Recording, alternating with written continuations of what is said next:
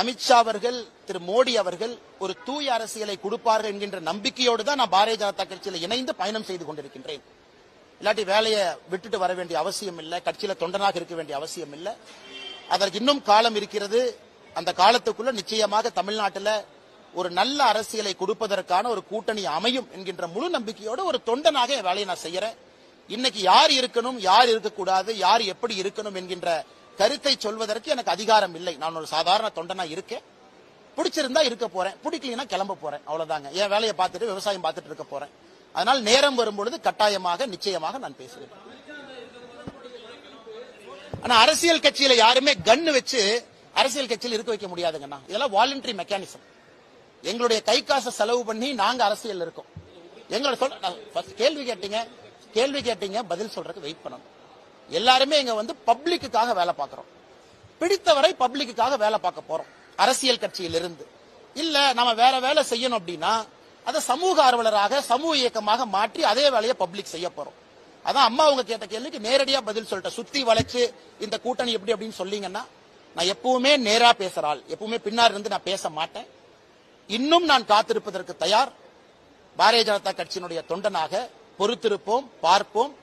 என்ன நடக்கும் என்று அடுத்த சில மாதங்கள் கவனிப்போம். தமிழ்நாட்டுக்கு நல்லது நடக்கும் என்கின்ற ஒற்றை கருத்துல நிறைய பேர் ரிஸ்க் எடுத்திருக்கோம். நான் இல்ல, எத்தனையோ பேர். நான் ட்ரெடிஷனல் பொலிட்டீஷியன் கிடையாது. மாத்தி மாத்தி பேசுறதுக்கு மக்கள் அதை எங்கிட்ட எதிர்பார்த்தாங்கன்னா ஐம் சாரி. நான் 20 வயசுலேயே கரவேட்டி கட்டிட்டேன், 25 வயசுலேயே பூத் தலைவர் ஆயிட்டேன், 30 வயசுலேயே தலைவர் ஆயிட்டேன், 60 வயசு வரைக்கும் இருப்பேன். அந்த மாதிரி அரசியல் இல்ல. நான் 35 வயசுல வந்தேங்க, வேற இடத்துல இருந்து வந்த அரசியலுக்கு. ஆனால் எனக்கு மாத்தி பேசியெல்லாம் தெரியாது, சபநாகரிகம் எல்லாம் தெரியாது, இடத்துக்கு தகுந்த மாதிரி எல்லாம் பேச தெரியாது. இப்போதைக்கு என் வேலையை பார்க்கறேன். பத்திரிகை நண்பர்களை பார்க்கும்போது என் கருத்தை சொல்றேன். இன்னும் பொறுத்திருங்கள், சரியான நேரத்தில் நான் பேசுறேன். பதவி எதுக்கு நான் போடணும்? பதவி எல்லாம் வெங்காயம் மாதிரி நான் சொல்லிட்டேன். அதை உரிச்சிங்கன்னா ஒண்ணுமே இருக்காதுண்ணே. என்ன பதவி போடுவாங்க அண்ணா? ஒரு நிமிஷம், என்ன பதவி போடுவாங்க?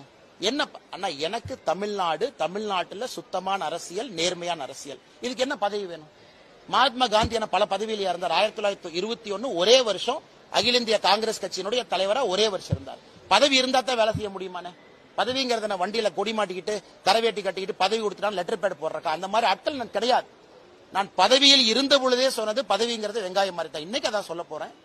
என்னை பொறுத்தவரை சுத்தமான நேர்மையான, ஏன்னா உங்களுக்கு காலம் போயிட்டு இருக்கு, எனக்கு காலம் போயிட்டு இருக்கு. இன்னும் 10 வருஷம் போனச்சா தடி வச்சுதான் நீங்கள் நான் நடக்கணும். வயது இருக்கும் பொழுது, நரம்பு சரியாக இருக்கும் பொழுது அதெல்லாம் பேச முடியும். 60 வயசு இந்த மாதிரிலாம் நான் பேசிட்டு இருக்க முடியாது. கே நேரு ஊழல் பண்ணாரு, இவங்க ஊழல் பண்ணாரு, இல்ல லாரி வச்சு ஏத்திடுவானுங்க.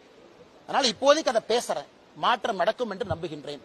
அதற்காக காத்திருப்பதற்கு தயாராகவும் இருக்கின்றேன். என்ன நடக்கும் பார்ப்போம்.